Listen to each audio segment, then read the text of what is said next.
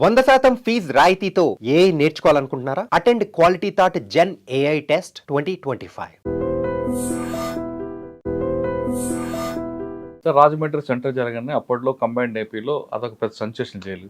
అక్కడ నక్సలైట్లు కానీ లేదు క్రిమినల్స్ కానీ మోస్ట్ వాంటెడ్ క్రిమినల్స్ కానీ లేదా హ్యాబిచువల్ అఫెండర్స్ కానీ అక్కడ ఉంటారు.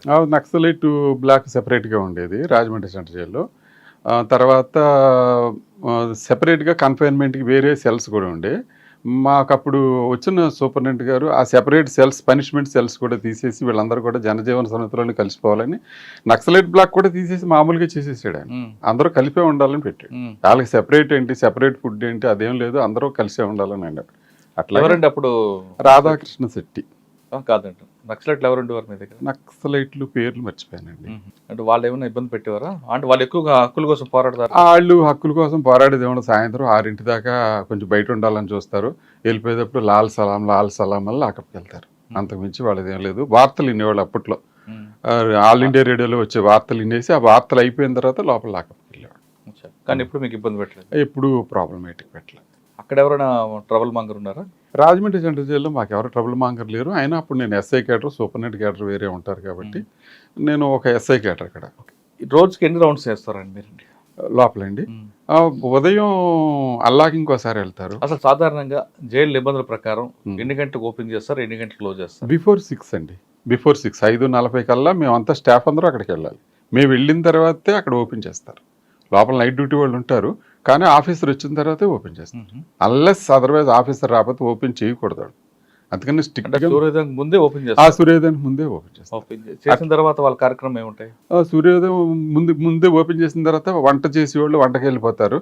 కాలకృత్యాలు తీసుకునే వాళ్ళు కాలకృత్యాలు చేసుకోవడానికి వెళ్తారు. సబ్ జైల్స్లో అయితే వీళ్ళు కాలకృత్యాలు తీసేసుకునే టైంకల్లా వాళ్ళు టీ అందిచ్చేస్తారు. తర్వాత బ్రేక్ఫాస్ట్ ఇస్తారు, లాకప్ వెళ్ళిపోతారు. తర్వాత కోర్టులో ఎవరెవరు ఉన్నారో వాళ్ళందరూ సిద్ధమైపోతే వాళ్ళకి ఇంచుమించుగా 9 లోపే ఫుడ్ పెట్టేస్తారు. ఎందుకంటే కోర్టులు కొన్ని దూర ప్రాంతాలకు కూడా కోర్టులకు వెళ్ళాల్సి ఉంటుంది కొంతమంది ముద్దాయిలు. ఒకవేళ వాళ్ళు డిలే అయినట్టయితే కోర్టులు కూడా సూపరింటెండెంట్ని కోర్టుకు వచ్చి సమాధానం చెప్పమని అంటాయి. అలాంటి పరిస్థితులు ఉంటాయి కాబట్టి వాళ్ళకి ముందే ఫుడ్ పెట్టేసి కోర్టులకు రెడీ చేస్తారు. ఇలాగ ఎస్కార్ట్ ఎవరెవరు వచ్చారు ఏంటో చూసి ఆ ముద్దాయిలకు లోపల ఇన్ఫార్మ్ చేస్తారు. నీకు వచ్చింది ఎస్కార్ట్, నువ్వు రెడీగా ఉండని చెప్తారు. అతను రెడీగా ఉంటాడు, అతన్ని హ్యాండ్ ఓవర్ చేసి పంపిస్తారు. ఉదయం ఎన్ని గంటలు టీ ఇస్తారండి? ఉదయం బిఫోర్ 6:30 6:40 కల్లా టీ అయిపోద్దండి. 7:20 కల్లా బ్రేక్ఫాస్ట్ అయిపోతుంది. మామూలుగా యూజువల్గా కోర్టుకి వెళ్ళిన వాళ్ళు అయితే 9 కల్లా భోజనం చేసేస్తారు. లంచ్ ఎన్ని గంటలకు ఇస్తారు? అదే భోజనం అంటే అదే 9 గంటలకల్లా భోజనం ఇచ్చారు. లేకపోతే మరి 10 కోర్టులకి వెళ్తారు కదండి. మళ్ళీ వెళ్ళలేదు అనుకోండి కోర్టుకి వెళ్ళినప్పుడు 9-9:30 కల్లా ఫుడ్ అయిపోతుందండి. ఫుడ్ పంపిణీ అయిపోద్ది. 9 కల్లా సూపరింటెండెంట్ రౌండ్ వెళ్తుంది. రౌండ్ వెళ్ళే టైంలోనే వాళ్ళకి మనం సూపరింటెండెంట్ ఫస్ట్ ఖైదీలకి ఇచ్చే భోజనం టేస్ట్ చేయాలి. టేస్ట్ చేసేసి అప్పుడు పాస్ ఆన్ చేయాలి. అప్పుడు పంపిణీకి వెళ్తాను అనమాట. సాధారణంగా నిబంధనల ప్రకారం ఏం పెడతారండి భోజనాలు? మటన్, చికెన్, ఫిష్ అంటారు. వాసన ఫిష్ ఉండదండి.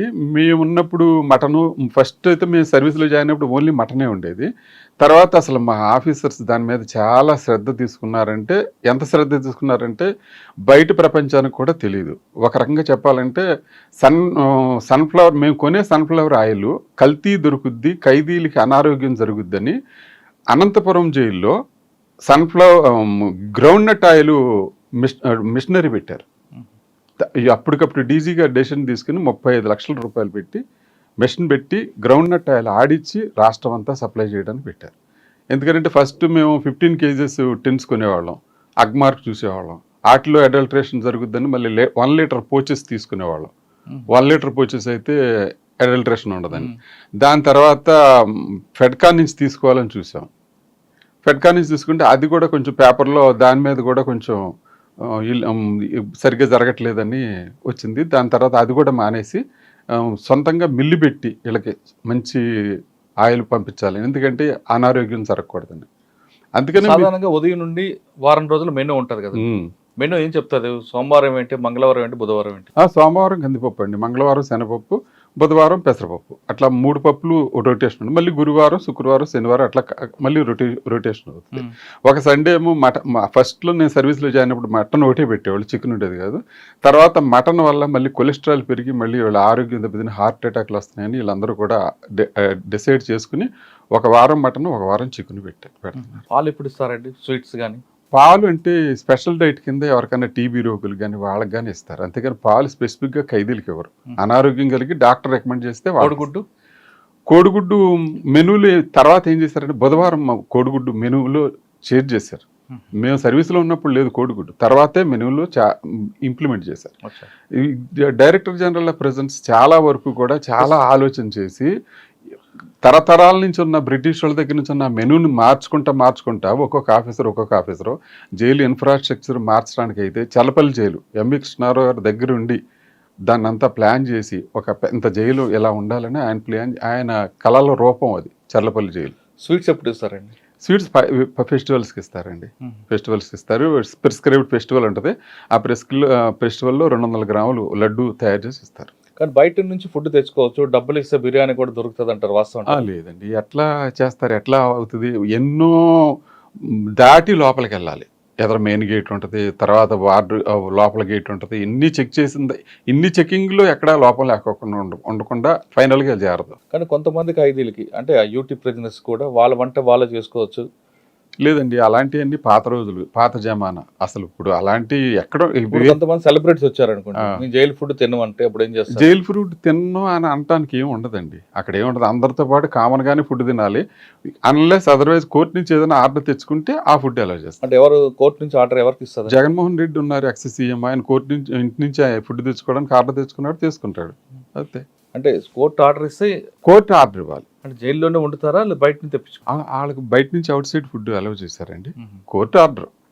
సాధారణంగా సెలబ్రిటీస్ వస్తుంటారు, వాళ్ళు మేము జైలు ఫుడ్ తినం, బయట నుంచి బ్రెడ్ జామ్ తెచ్చుకుంటాం. బ్రెడ్ అలౌడ్ అండి, bread allowed, banana allowed, apples allowed, అవి అలౌడే, బిస్కెట్స్ అలౌడ్. కానీ గంజా, సిగరెట్ ఆ సిగరెట్ మేము వెళ్ళిన సర్వీస్ కొత్తలో అయితే లోపల క్యాంటీన్లో అమ్మేవారు సిగరెట్లు. కానీ సబ్సిక్వెంట్గా అది స్మోక్ ఫ్రీ జోన్ చేసేసారు జైల్స్ని.